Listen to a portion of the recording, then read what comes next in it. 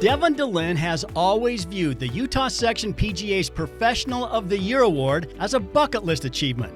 That's not to say that the section's executive director plans to bask in the honor. If anything, DeLynn is more motivated now by the award that comes in his mid-50s, providing the kind of rejuvenation that could carry him another 10 or 15 years in this position. To the extent that it's possible, this plaque will drive that level of commitment even higher. It energizes me to want to do even more and finish off my career strong, DeLynn said. I still feel like I'm making a difference. And he is. That's evident in the way DeLynn and his staff have steered the section membership and Utah golf in general through the COVID-19 period. The continuing strength of the Siegfried and Jensen Utah Open and the growth of the PGA Junior Series and other programs are also good gauges.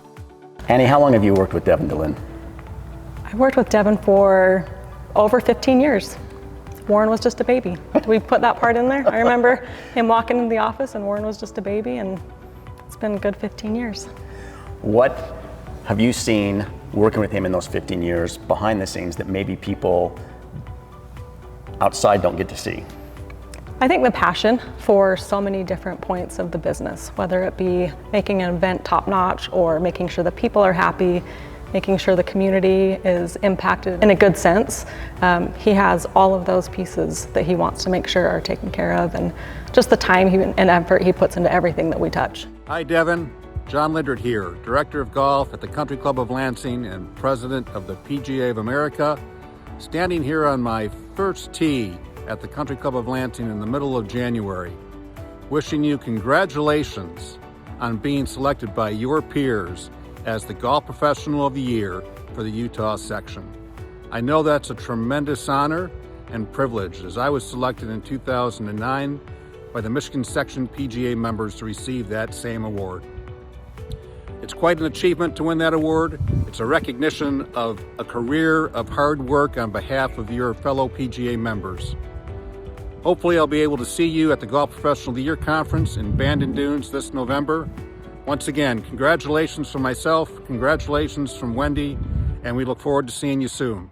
It feels like the Utah Section PGA has gone up the ladder a little bit as far as the national perception. Do you see that? Absolutely.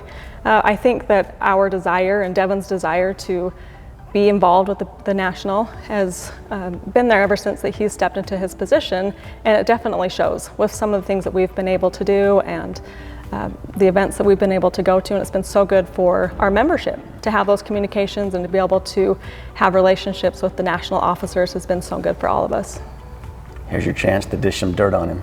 No, nope, not doing it. Devin, congratulations on Professional of the Year. What took so long? Well, I mean, You've been in the business 30 years plus, right? I have been. I've been a member of the section now for 30 years. And, you know, I guess they needed me to work a little harder. And it's like, let's put some time in. But, you know, the 30 years has gone by way too fast. When you say 30 years, that means I must be getting old. I've loved working, you know, as a PGA professional all those 30 years with the section, who I've been a part of either as an officer or a staff member for the last 22 years, I believe. What a privilege it's been, and I just love it. Devin, Golf Professional of the Year, are you kidding me? I am so excited for you. You know, there's not a lot of executive directors, CEOs, whatever you guys are calling each other out there, that are Golf Professional of the Year. So to be recognized by other golf professionals and to be the PGA Golf Professional of the Year for your sections is a big deal. And I just wanted to say thank you for all the things you're doing. Now, absolutely, are you impacting the Utah section? Of course you are. And that's why you're Golf Professional of the Year. But I think more importantly, what do you do on the national level? I think your input, the way you handle people, the way you go about your business, the way you actually care for the PGA member, that just helps the entire PGA of America. So, you know, thank you for all you do, and you collaborate and collectively get together with all the executive directors and all the other sections, all 41 of them. But certainly thank you for what you're doing for the Utah section and for the PGA professionals in that section. It's awesome that you're receiving that award. Golf Professional of the Year is no joke, my brother. So have a great night tonight. It's my pleasure to give this speech and say to you, congratulations, and I will see you soon. And thank you for all you do.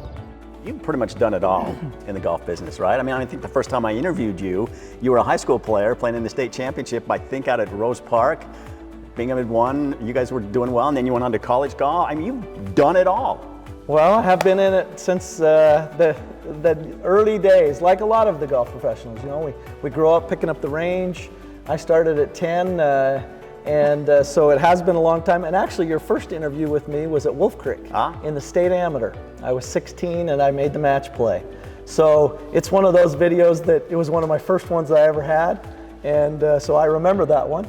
And it was good. But yeah, I've been able to be a part of, you know, college golf in Utah was fantastic. And then being, you know, I've just had so many good professionals along the way that I've been able to work with and for, and then being part of Salt Lake County for years and being able to open a few new golf courses and that here in Salt Lake. I've just loved every part of it.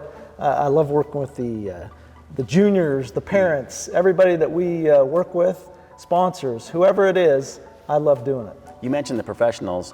Tell me some of the guys that you grew up wanting to emulate. Who were your mentors, and who were guys like famous golfers that you wanted to be like when you were a kid? Well, you know, Kenny Clark at Glenmore, that's where I started. So I got to, you know, throw the little shout out to him for sure, because if it wasn't for him, I wouldn't be doing this right here. I mean, my family moved to Glenmore when I was real young, and I was more of a baseball and basketball player, and that's where my parents and my dad did, and all of a sudden I got a job at the golf course, and Kenny had me working behind the counter by the time I was 12. So very grateful for that.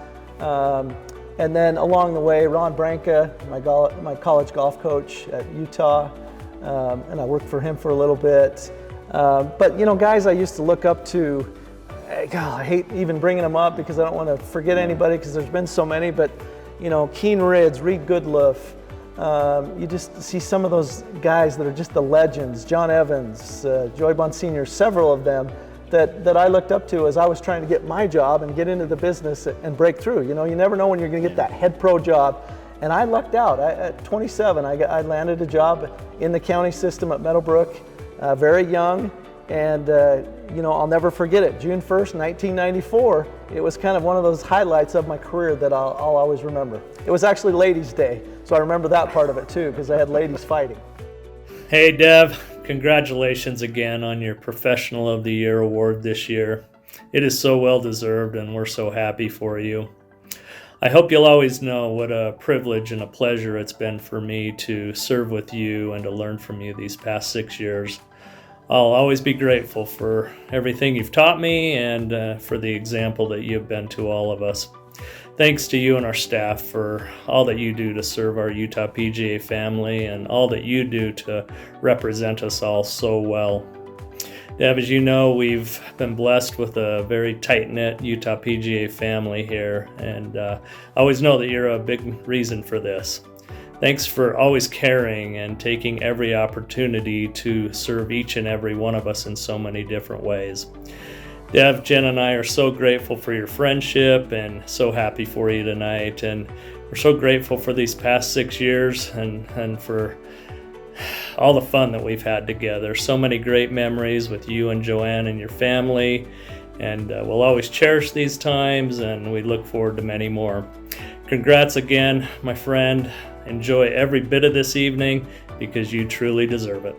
Once you made that decision and you went behind the counter, so to speak, was that you put all your effort into that, or did you still think maybe my driver's going to come back, maybe I can still go out and play, maybe I can still compete? No, I was pretty, you know, set that that's what I was going to do business-wise. You know, I kept saying for a while, I mean, and I still played and I could get it around and I'd had some moments that it was okay. I really love, you know, I'm a family person, so I love being around my family. So I struggled going and playing all weekend at events and different things and leaving my family. And so the business side seemed to work. And, you know, after a while, I kept saying, I think I'm just in a slump. I'm in a slump. But then after 5, 8, 10 years, you're like, are you in a slump, or are you just maybe not quite as good anymore? So the business side definitely was a perfect fit.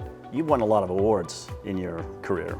You won the Bill Howard Award as an amateur, correct? I did, 1986. In fact, Kurt Cragthorpe kind of brought that up when we had our little interview about this, the Professional of the Year award.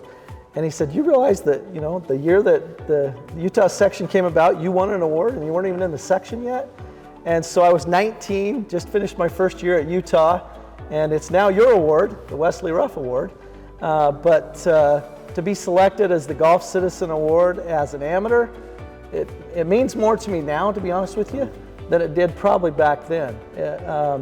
To be part of winning an award with the Utah section and now being a part of the Utah section for as long as I have, that's pretty special. And so, yeah, there's been some other awards along the way, and you know, I've had a few people say, well, this is you being selected this year, it's basically your last 20 years, you're being honored for. And so hopefully over those 20 years, I've done something along the way that has, affected the Utah section, Utah golf, our professionals, and made golf a little better here in Utah.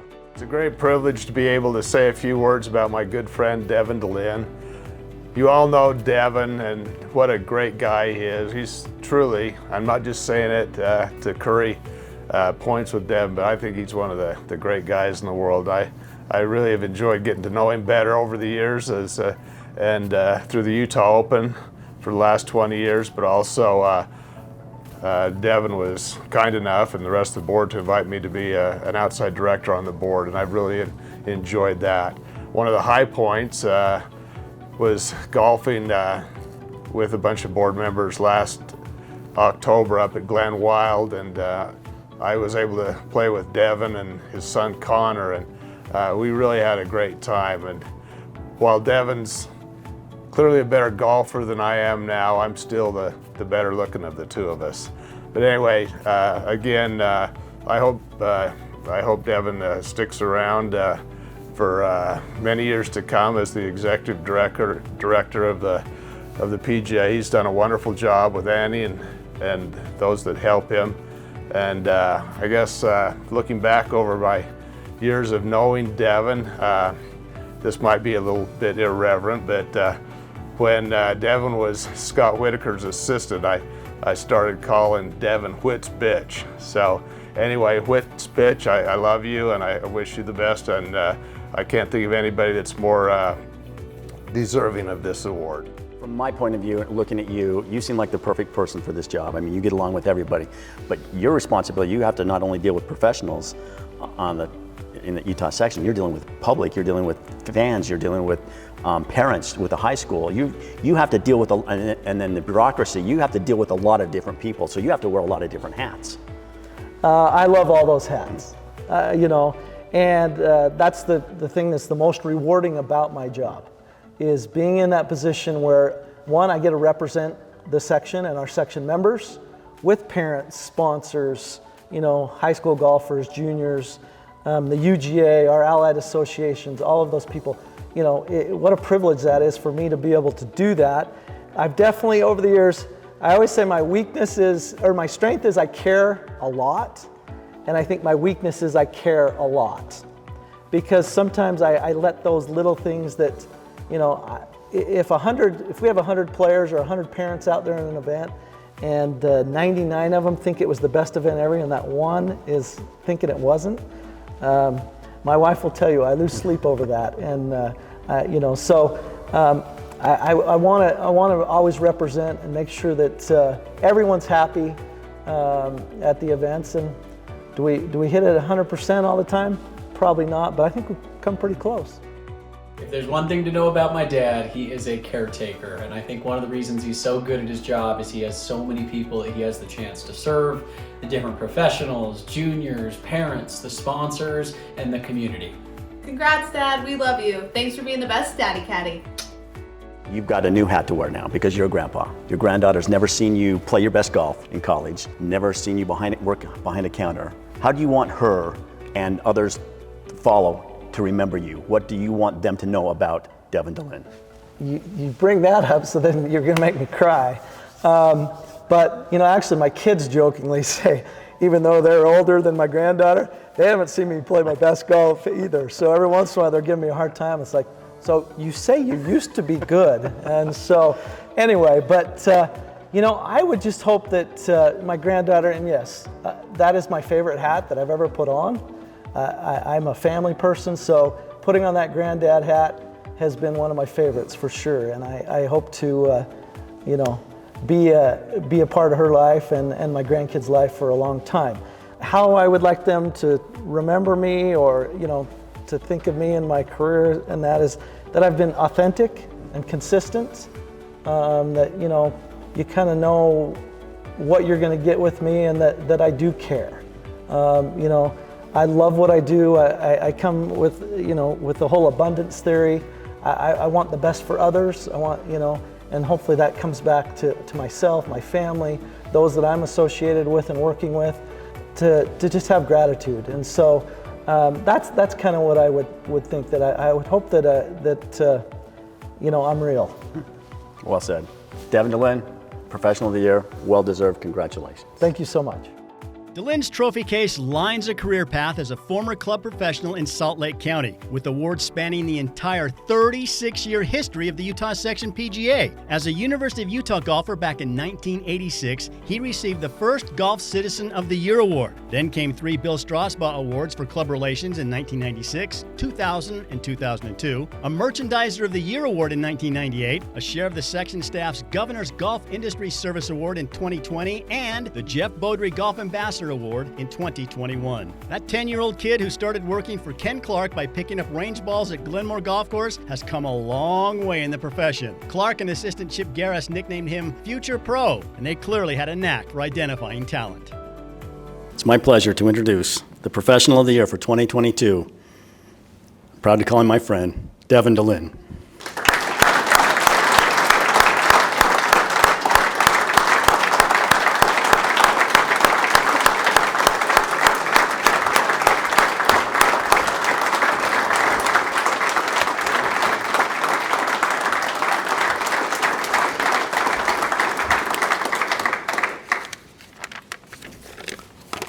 Wow, that was awesome, and yes, Ned, I was Wit's bitch, and that's okay. We did a lot of good things, but Ned is classic for sure, and he always keeps us on our toes. That's for sure.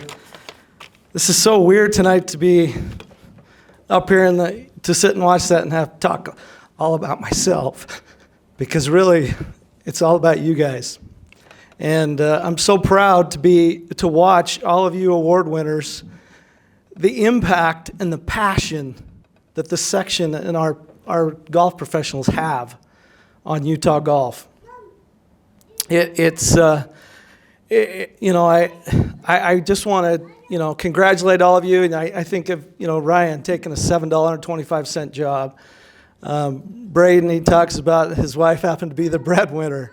We all get in this business. It's, luckily we have career consultants now, and they're making it better.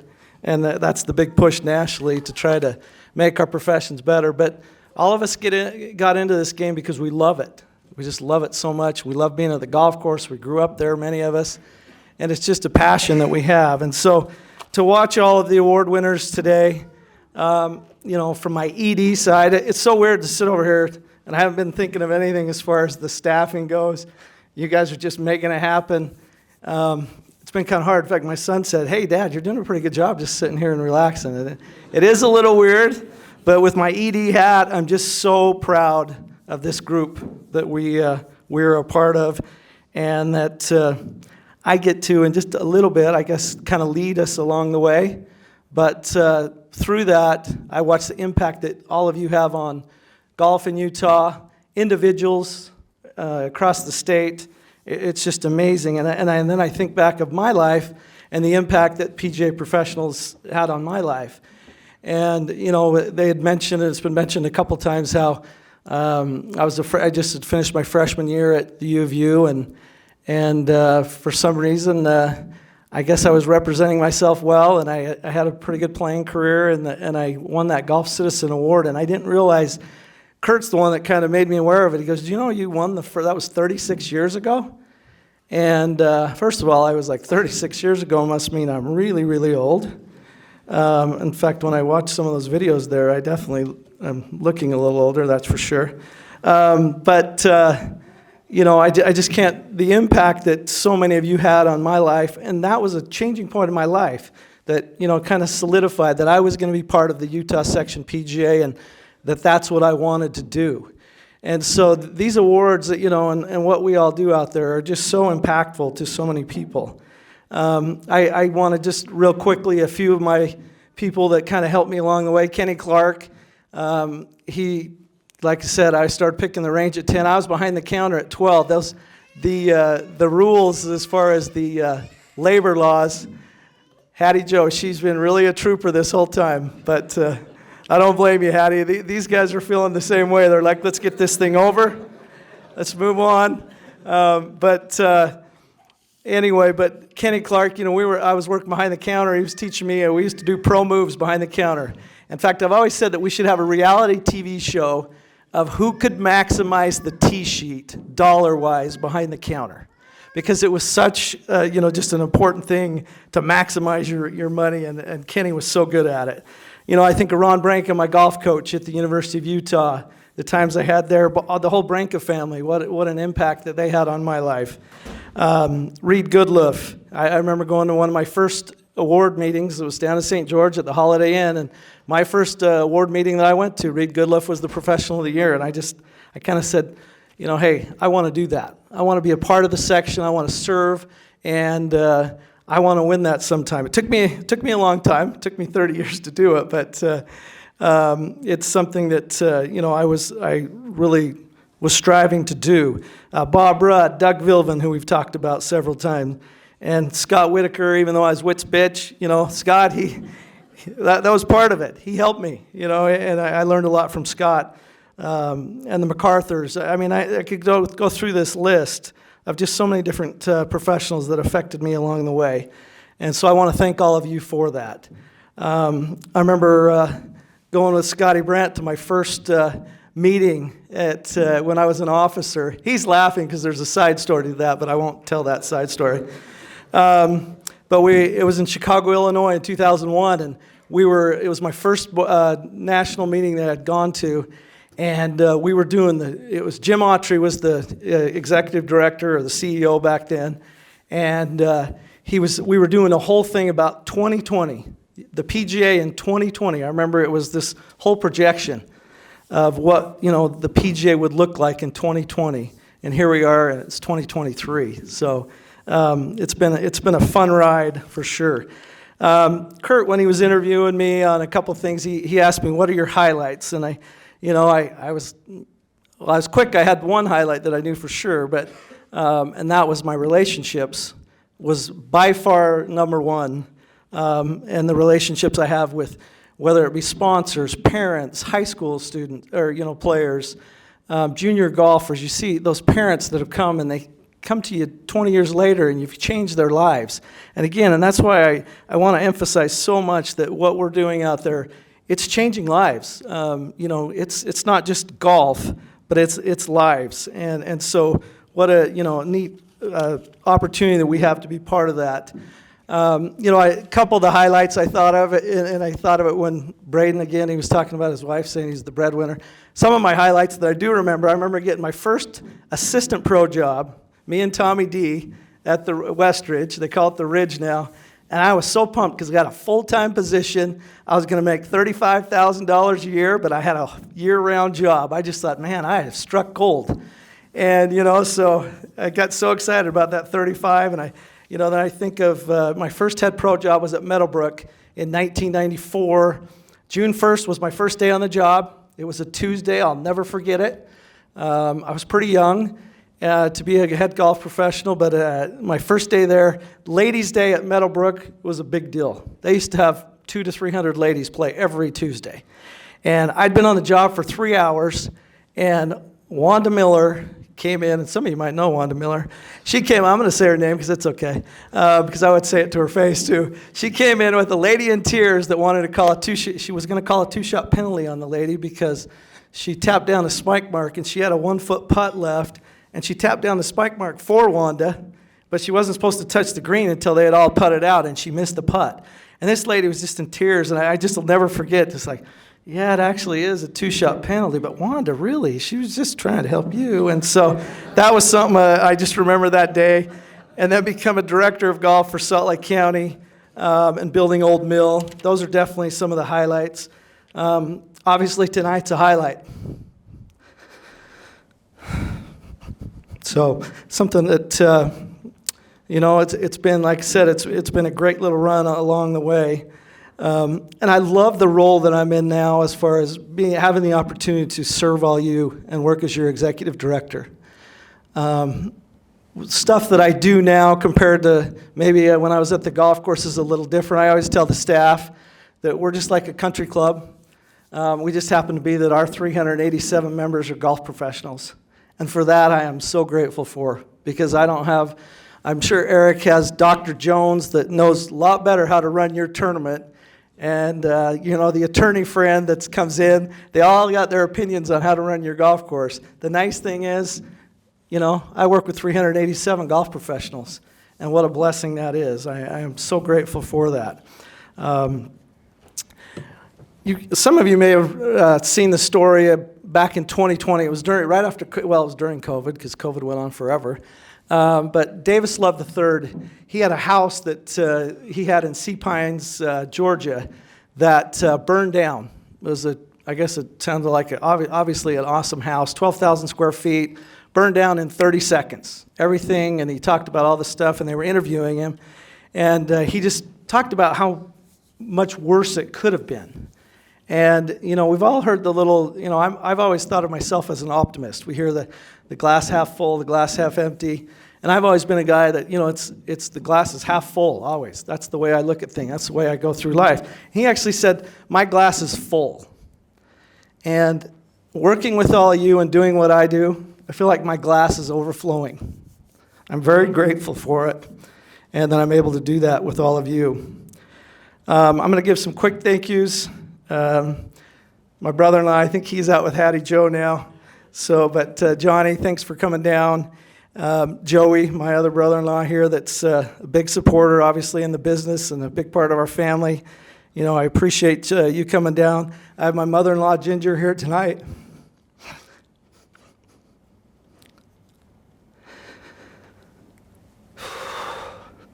She told me if you go like this, you won't cry. So I'm going to try it. She actually did on the way here. It's because if you go like this, it's necrotic, and it will help you so you don't cry. So anyway, but she's representing our parents, that generation. Because unfortunately, my parents aren't here tonight. I lost my mom this last year, and I lost my dad about 10 years ago. And I know a lot of you knew my parents very well. And I'm sure you got to hear stories with sitting on the patio talking to my dad, or, he was at all the junior tournaments and all this stuff. But I'm so grateful for them. And they made the move to Glenmore in 1976. And in fact, my dad and I, we went out to play 9 holes of golf.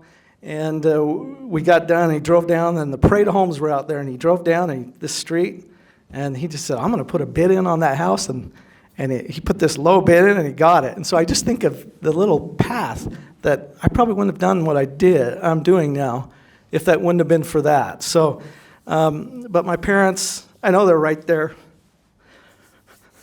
They're watching, and I love them very much. I want to thank my sister Darcy, who's a little rock star in the business as well. She's up there. It's kind of come full circle. She's up at Glenmore now, so it's kind of fun to see her up there. And you just keep doing what you're doing, because you're killing it out there for sure. My siblings, Dana and Dustin, they weren't able to be here tonight. I think they're watching, but I grew up with a great group of siblings. So we had a lot of fun at the golf course, and golf has meant a lot to our family for sure. My kids, obviously you saw we had Hattie Joe here tonight. She's been really good until this particular time. But our first grandbaby, when they say being a grandparent's all that, it's more about up here. So I love that. Carly and Kelton are out of town on a trip that they won through their work, so I know they're watching online. I love you guys so much, and thanks for your support. Connor, he likes to come to this thing every year. He says, Dad, I'm never missing another one, though. I just love hanging out with all of your people. And, you know, I want to thank you all for the way you've treated my family. You know, I mean, they're all friends with all of you and many of you, and that means a lot to me and my family. And so, Connor, you're amazing. I always say, I wish if I just had that much of his smarts and knowledge and brains, well, maybe I wouldn't be sitting right here because I'd probably do something that would have been a little higher. So, but you're awesome, buddy. I love you. My wife, Joanne, she's a rock star for sure. Definitely, I'm sure many of you have had conversations because that's the one thing about Joanne. She's going to come talk to you, and she makes you all feel comfortable and that you're part of our family. And we're a great team, and I'm very grateful for you. So, as they mentioned, I'm kind of on the back nine of my career. I'm hoping, and I feel like this is going to motivate me to finish off strong. You know, I hope I have a birdie or two along the way here as I finish my, I don't know, maybe we could say 4 or 5 or 6 holes. I don't know. I do like that Annie, who is just a rock star as well. She wants me to stay longer, so that makes me feel good. She's joking and said, "You got to at least stay here till my kids get through high school." Or, you know, so at least they're not kicking me out the door. So that makes me feel good. I did want to recognize the board, the officers, the support you guys give me, and the staff is just second to none. And, you know, Nathan, I told you we have a special group, and I think you're getting a little taste of it this week. So thanks for being here. Staff, thanks. You guys are awesome. I wrote you a text the other day that I said, "I truly love you," and I do. You guys make me look good. You're a big part of, you know, being able to make this happen. So thanks to all of you for the support you give me. In closing, you know, I just we were at our executive director conference last week, and we had a speaker that was there, and he was awesome. He did a great job. But one of the things that really hit home with me, he says, you need to know your people. Be in the present. Know how your people are. Give them a call. Check on them. See how they're doing. And it just kind of hit me. And I just think that, you know, I want to challenge us all that, you know, let's make sure we know our people at the golf course, know the people of our families. We never know when somebody might need a little bit of the glass, might need a little of ours, and we might need a little of theirs at some point in time. So, again, I love you all, and I love what I do. And I don't take it for granted. I told that to Nathan today. Every once in a while, I want to pinch myself that I'm in this position. But winning this award, if Kirk Crackthorpe asks me that now, this is my highlight. So thank you all so much. I look forward to working with you for many more years, and let's continue to impact lives, everyone. Thank you so much.